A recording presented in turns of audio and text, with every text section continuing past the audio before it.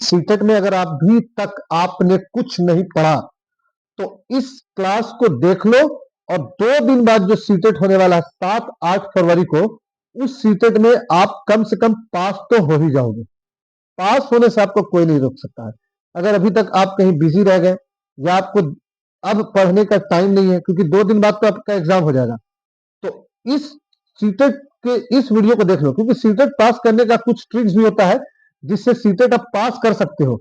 हाँ, नॉलेज के लिए फिर बाद में आपको सीडीपी पढ़ना होगा। अगर आप DSSS का तैयारी करोगे या केवीएस का तैयारी करोगे तो फिर सीडीपी फिर से पढ़ना होगा या फिर आपको नॉलेज गेन करना होगा। लेकिन अगर सिर्फ ट्रिक से पास करना चाहते हो या सीटेट सिर्फ पास करना चाहते हो, जैसे बहुत सारे ऐसे कैंडिडेट हैं जो गवर्नमेंट जॉब में है, जैसे असम और यूपी के लोग, तो वो सिर्फ सीटेट पास होना चाहते हैं ताकि उनका गवर्नमेंट जॉब बच सके।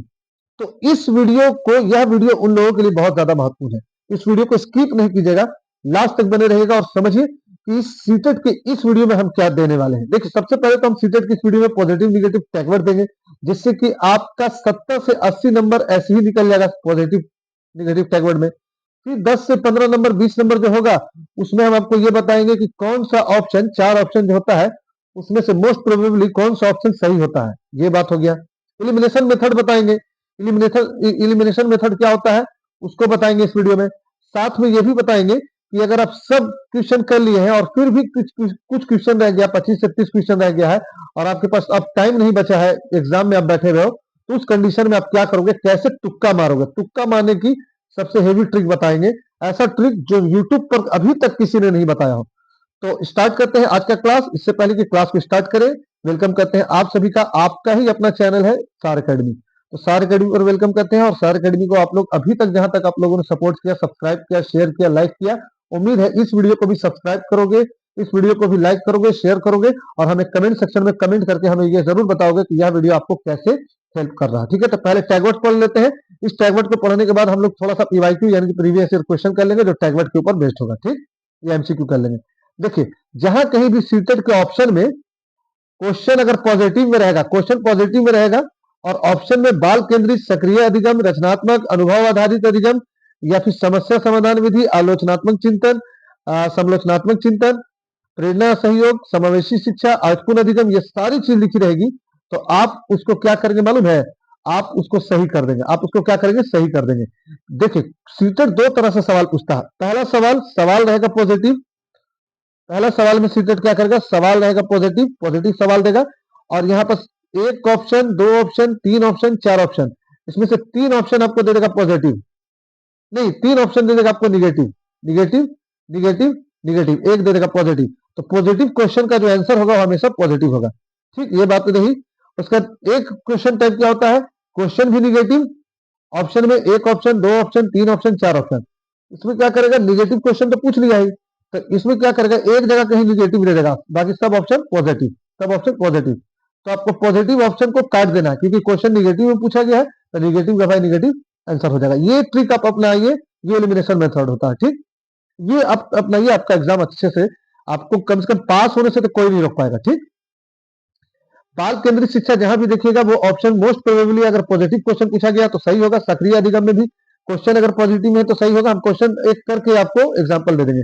रचनात्मक आकलन भी अगर पॉजिटिव क्वेश्चन है तो पॉजिटिव वर्ड है।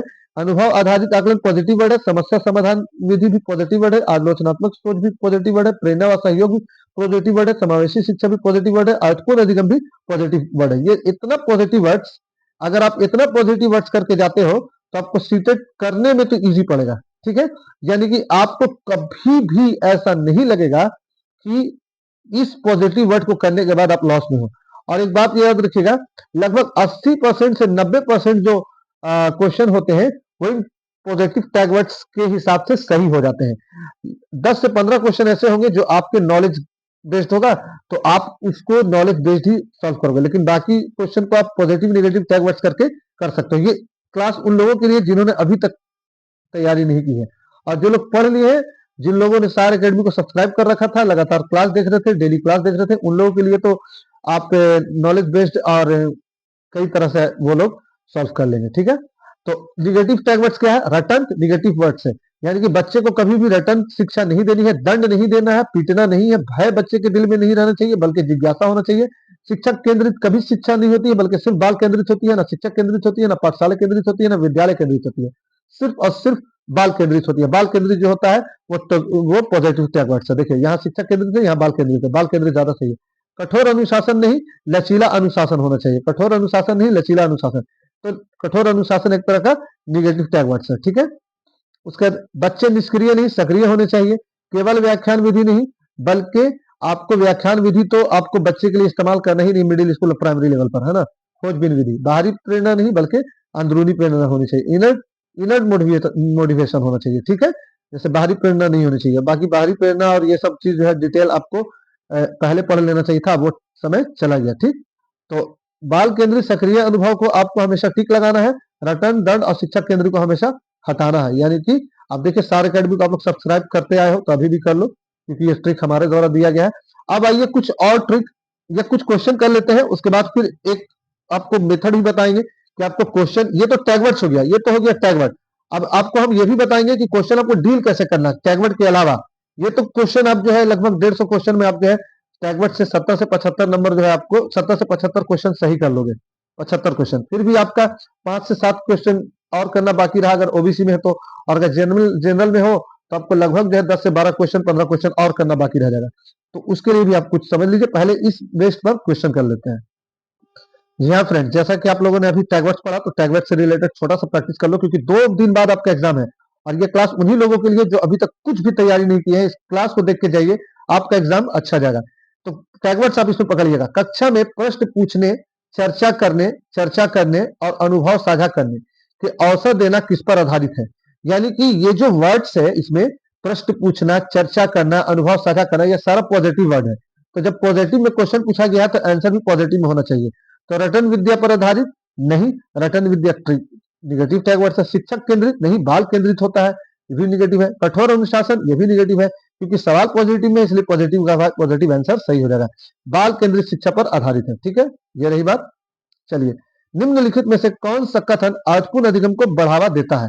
निम्नलिखित में से कौन सा कथन अर्थपूर्ण अधिगम को बढ़ावा देता है। केवल पाठ्य पुस्तक पढ़ना, दंड द्वारा अनुशासन बनाए रखना, पूर्व अनुभव से नए ज्ञान को जोड़ना, या छात्रों को आपस में तुलना करना। देखिए अर्थपूर्ण अधिगम है ना, मीनिंगफुल लर्निंग की बात हो रही है, तो मीनिंगफुल लर्निंग मतलब पॉजिटिव वर्ड्स है। बच्चे को मीनिंगफुल लर्निंग आपको देना ही है, तो केवल जहां रहेगा उसको काट दीजिए, ये निगेटिव टैग वर्ड्स है। दंड तो देना ही नहीं, क्योंकि हम अभी टैग वर्ड बेस्ड क्वेश्चन को डील कर रहे हैं, तो इसमें हम डिटेल नहीं बताएंगे, सिर्फ टैग वर्ड पकड़ेंगे, काटेंगे और जो सही होगा उसको सही करेंगे। पूर्व अनुभव से नए ज्ञान को जोड़ना, ये पॉजिटिव टैग वर्ड्स है।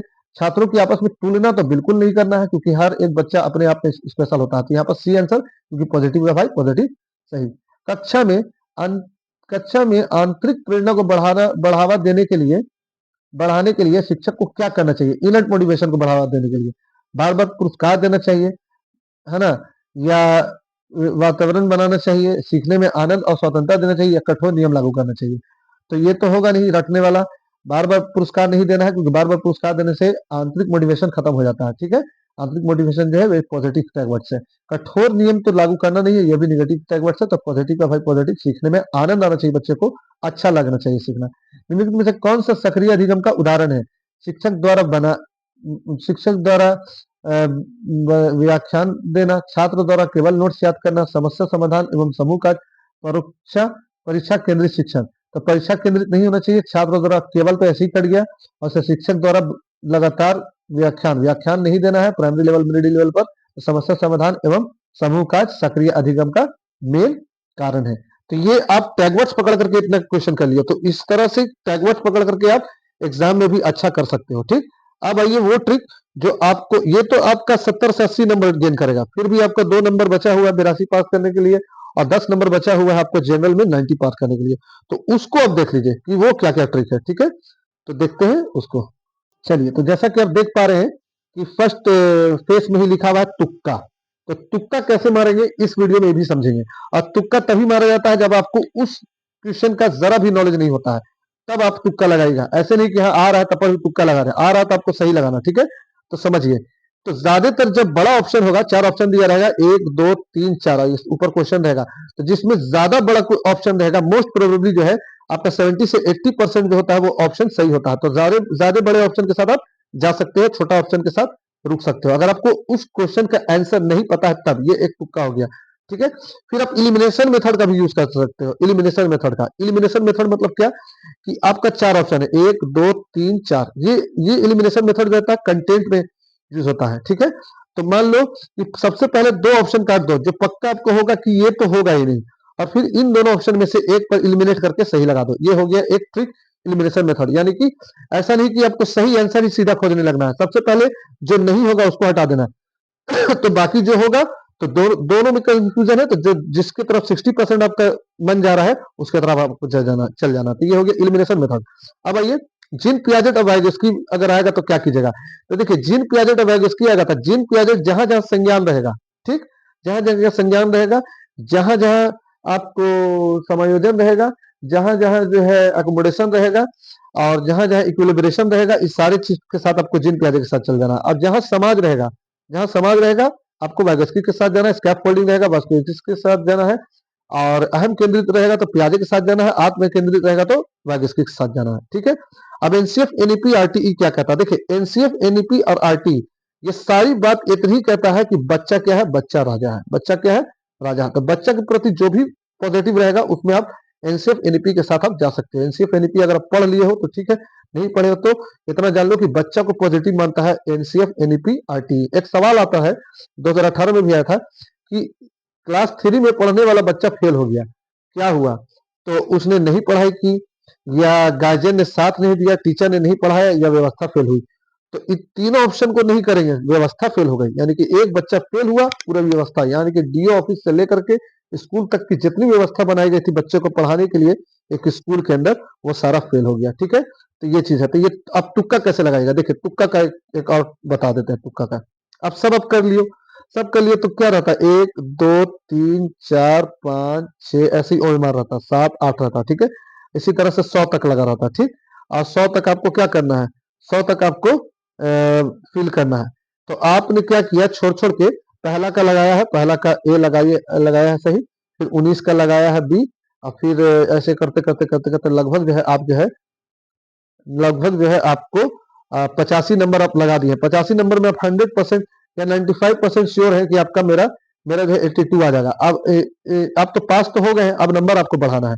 या फिर मान लो 70 नंबर आ गया, अब आपको 100% श्योर है कि इस 70 नंबर मेरा सही है, तो बाकी 15 नंबर तो आपको चाहिए।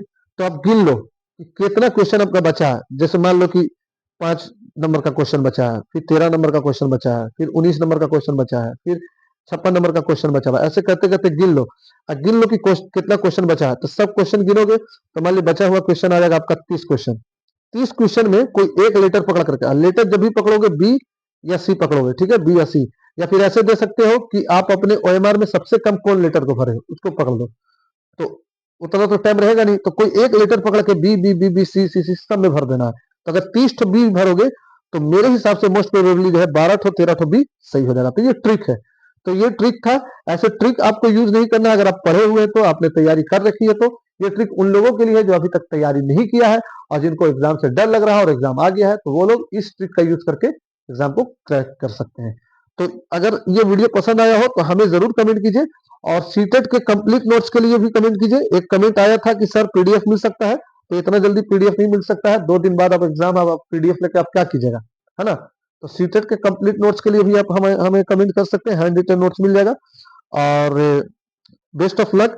आप लोग अपना एडमिट कार्ड डाउनलोड कर लीजिएगा, एडमिट कार्ड डाउनलोड करके हमें कमेंट का सेक्शन करके कमेंट में जरूर बताइएगा कि आपका एग्जाम कहाँ गया है। यदि आपका एग्जाम बनारस, पटना, गया और मुजफ्फरपुर या इन जगहों पर गया है, यहाँ पर आसपास गया है या आरा गया है, तो आप हमें कमेंट करके जरूर बताइए ताकि हम आपका हेल्प कर सकें, ठीक है। Thanks for watching this video, subscribe.